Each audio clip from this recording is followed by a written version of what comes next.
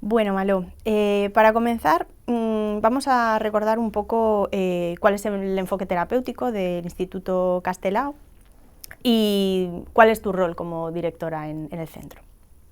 Vale, empezamos si quieres con qué tipo de tratamiento hacemos.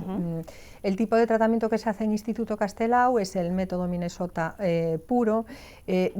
Aclaro esto del método Minnesota puro porque sí se anuncian muchas páginas web de muchos centros terapéuticos y realmente el método Minnesota es muy complejo a nivel terapéutico, ¿no? Porque digamos que es un tratamiento que hace exposición con prevención de respuesta, es decir, que permite que el paciente esté bastante en contacto con la vida ordinaria, al contrario que lo que se hace en la mayoría de los centros, que es prevenir el estímulo, a base de no permitir el contacto casi con el exterior. Nosotros aquí hacemos lo contrario, pero porque la carga terapéutica a través de lo que es el programa del método Minnesota permite que hagamos esas exposiciones con prevención de respuesta. Entonces digamos que para mí esto es como asegurar más el hecho de que una vez que el paciente acaba su fase de ingreso pueda encontrarse en su vida ordinaria con menor número de peligros, en el sentido de que ya ha vivido y experimentado muchos de ellos en la propia etapa inicial, la más invasiva, ¿no? Además de eso, creo que el hecho de que puedan salir durante la etapa invasiva ayuda a crear nuevos recuerdos que lo van separando de la parte oscura de su adicción activa. Vale.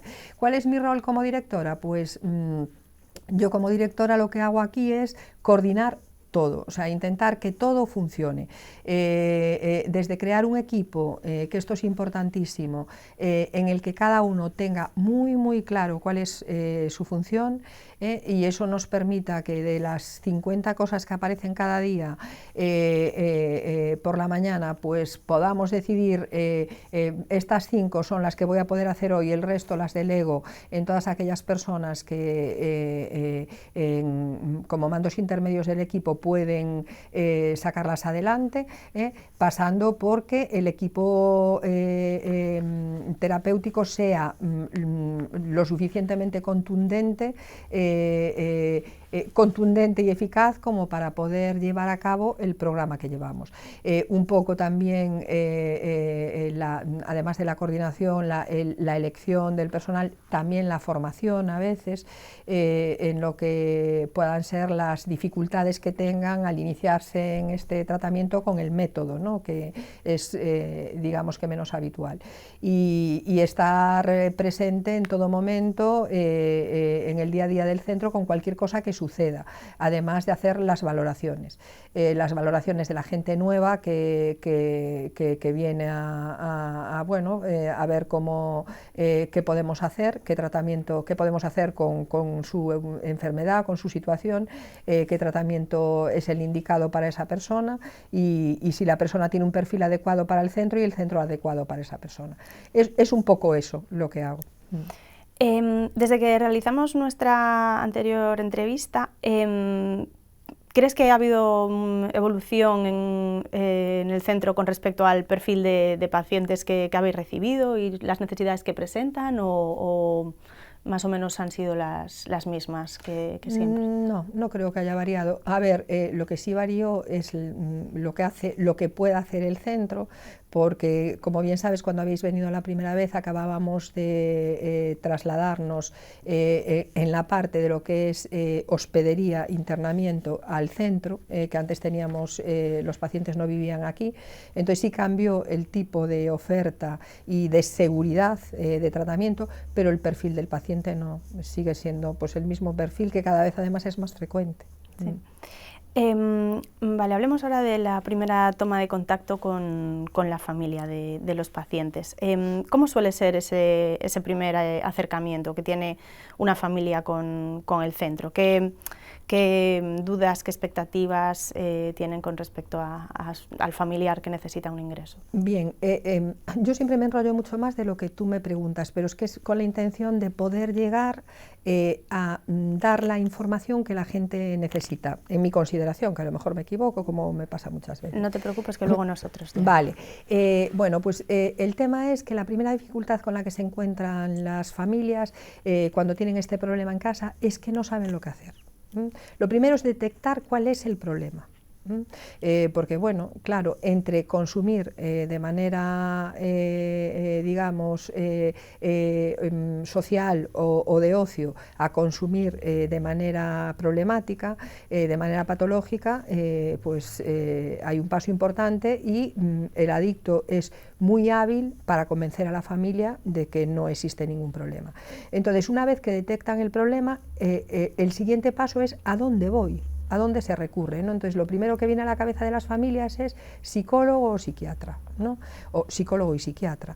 ¿Y qué pasa? Que no quiere decir que el psicólogo y el psiquiatra no estén preparados para esto, claro que sí, es parte de su ejercicio. Lo que pasa que la adicción necesita un tratamiento multidisciplinar, donde todas las personas estén actuando, cada uno de los profesionales esté actuando conjuntamente para dar un tratamiento a la persona que realmente pueda ser capaz de frenar la enfermedad y mantenerlo en recuperación.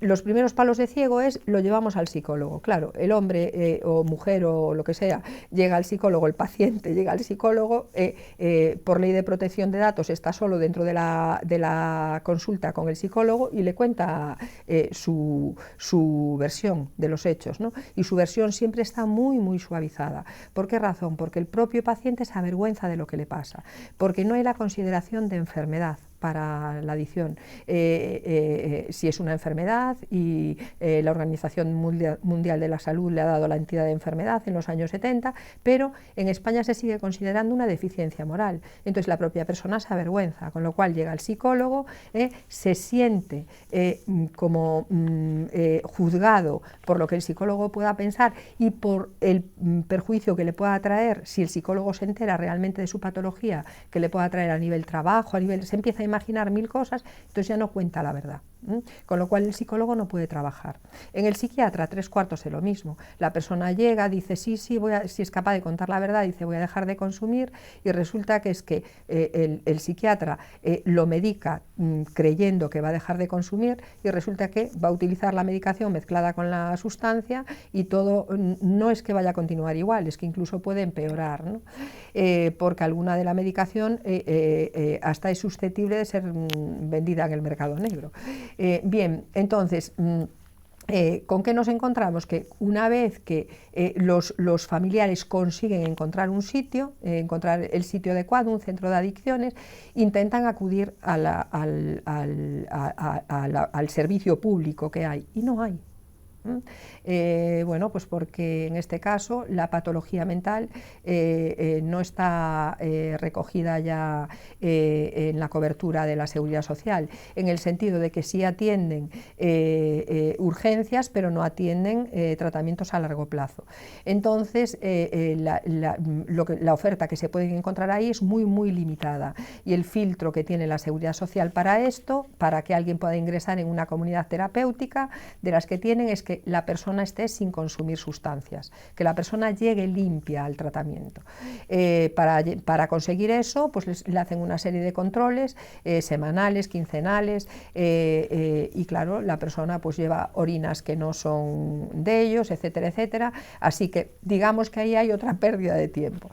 Y por fin llegan a un centro donde se les va a atender, aunque el paciente llegue de consumir, que eso es lo normal, porque si yo tengo hepatitis y tengo que esperar a que se me desinflame el hígado para que me atiendan en el CHUAC, para eso ya no voy al CHUAC, ya no tengo hepatitis. Entonces, en este caso, una vez que el paciente llega a un centro privado, puede llegar consumiendo. ¿Cómo se da el contacto? Llaman por teléfono, o sea, normalmente nos localizan a través de la web, entonces llaman por teléfono, La llamada la filtra Cristina, que recibe las llamadas de toda España, y le pregunta una serie de datos al paciente y la redirige esa llamada a la zona que le corresponda al paciente por su ubicación. Entonces, en este caso, las que son de nuestra zona me llegan a mí, yo recibo esa llamada con unos datos, que es un nombre, una edad, la persona que llama, la relación que tiene, pues pareja, hermano, lo que sea, ¿no? del paciente, y las sustancias que esa persona que llama cree que consume. Entonces, bueno, a partir de ahí yo hago la primera llamada, y que es una llamada informativa. Entonces, lo primero que pregunto es si el paciente sabe que le están buscando ayuda. Esta es la primera pregunta que hago. ¿Y por qué la hago? Porque, vamos a ver, esto es un tratamiento en el que la persona tiene que querer dejar de consumir, ¿no? Creo que esta frase ya os la dijeron 1000 veces, que esto no es para quien lo necesita, que por desgracia lo necesita mucha gente, es para quien lo quiere, ¿no? Igual que todos los tratamientos de patología mental, ese es el gran hándicap a la hora de que pueda haber recuperación, que muchas veces la familia la quiere pero el paciente no. Vale, entonces cuando sí corroboro que el paciente está dispuesto a recibir la ayuda, que sí está pidiendo ayuda, entonces lo siguiente que pregunto es si saben que están hablando con un centro privado, porque claro, al no recibir ningún tipo de subvención, el coste es el que es, ¿no? Y en cuanto ya me dicen que sí, pues les propongo el que vengan a una valoración, ¿no? ¿Por qué una valoración? Bueno, pues porque no todo paciente llega en el mismo estadio de la enfermedad, ¿no? Y eso no depende ni de cantidad, ni de calidad, ni de frecuencia de consumo, ¿no? Sino que depende de cómo haya respondido su organismo a todos los niveles al consumo de sustancias, pues cómo haya respondido a nivel orgánico, a nivel cognitivo, a nivel emocional, en fin, pues a lo mejor una persona bebiendo 2 cervezas al día resulta que está afectadísima y tiene un hígado graso ya y secuelas emocionales importantes, y otra persona que consumió cocaína durante 20 años todos los días, acompañada de una botella de whisky cada 2 días, está perfecta. O sea, entonces, claro, la valoración es para ver en qué estado se encuentra la persona exactamente a nivel fisiológico, y después para ver también si existe una patología dual. Patología dual es cuando la adicción está comórbida con otra patología mental, ¿no? Pues que el paciente pueda ser un trastorno límite de personalidad a la vez que está padeciendo la adicción, ¿no? Por último, ver dentro de esa valoración cuál es la vida de la persona, ¿no? ¿Con esto a qué me refiero? Pues no es lo mismo el tratar a una persona que vive sola, que entonces mandarla a pasar un día del fin de semana a casa no es posible. Eso va a influir en su tratamiento, porque si está sola tiene mucho peligro, mucho más peligro que una persona que viva acompañada de cometer un fallo. No es lo mismo que la persona trabaje que esté en paro o que tenga una invalidez. ¿Por qué? Pues porque un adicto ocioso es una bomba de relojería. Entonces también hay que mirar cuál es el día a día de ese paciente. Es decir, imaginemos, por ejemplo, un paciente de cocaína esnifada.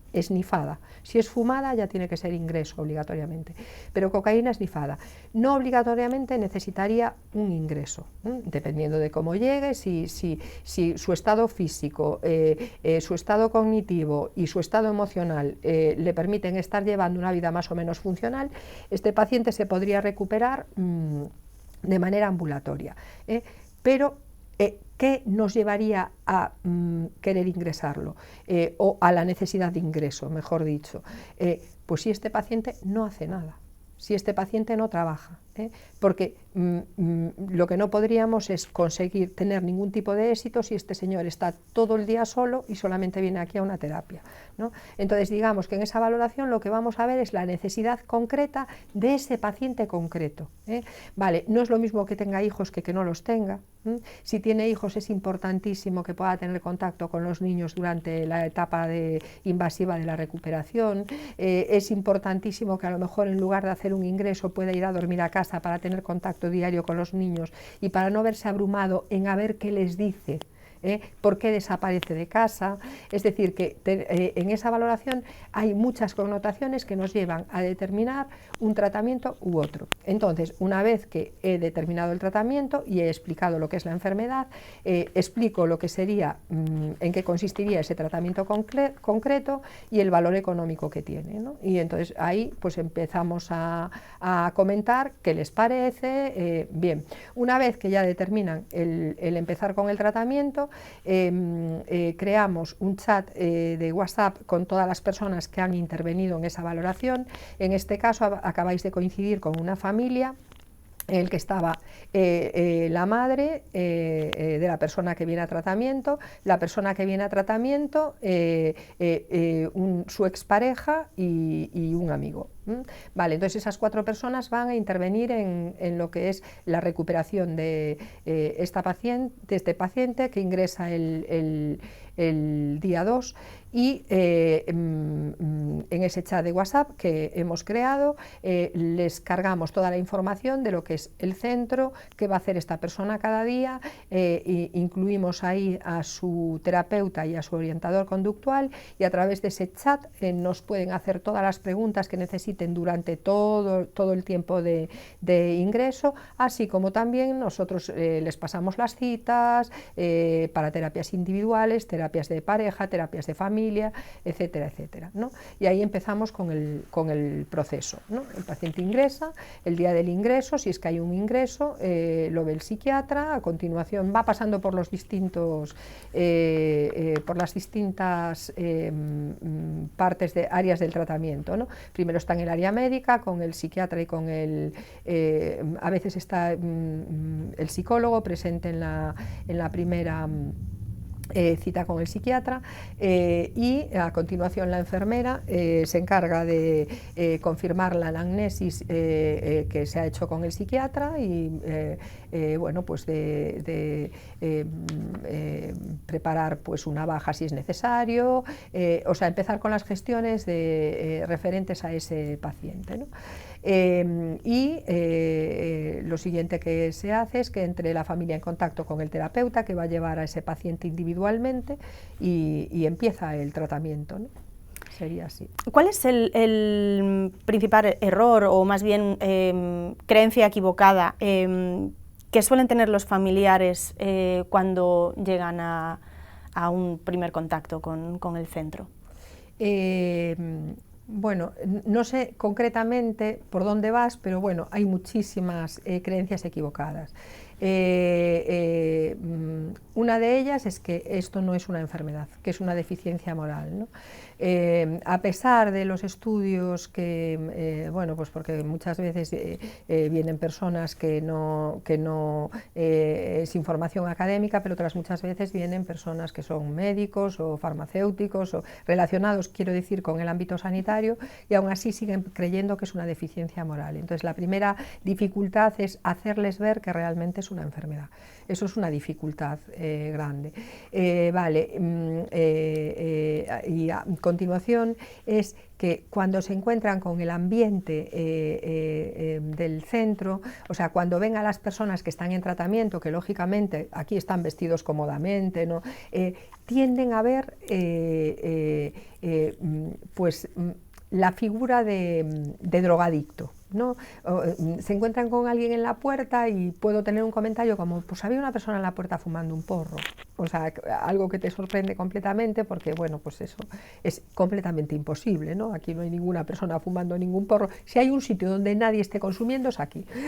Vale, pero ¿qué pasa? Que llegan con muchos miedos, con muchas dudas, ¿no? Estar eligiendo el lugar correcto, o sea, además estamos hablando de que los tratamientos tienen un coste importante, entonces estar eligiendo el lugar correcto, será un sitio que, donde me quieran engañar, lo único que les interesará, pues a lo mejor te dicen, mira, hemos leído opiniones y claro, en algunos sitios dicen que lo único que interesa es, lo único que pueda interesar al centro es el dinero. Bueno, pues estos miedos, ¿no? Hay gente más sincera, gente menos sincera que te lo pregunta directamente y bueno, lo primero que explico es que hay un número de registro sanitario puesto en un cartel a la entrada que ya indica dónde están, es decir, esto es un centro sanitario, esto no es, y lo primero que mueve al centro sanitario como tal es el bienestar del paciente y que el paciente logre el objetivo, tratar al paciente y que el paciente consiga salir adelante de su enfermedad. Evidentemente es un centro privado y detrás de eso hay facturas, por supuesto que sí, y hay pagos, por supuesto que sí, como en cualquier cosa, como el que se lleva a su paciente de cáncer a Houston, o sea, lo va a pagar, pero eso no quiere decir que Houston no vaya a tratar al paciente porque lo único que les interesa es cobrar, no, o sea, aquí lo que nos interesa y primordial, absolutamente de forma primordial, es que el paciente salga adelante.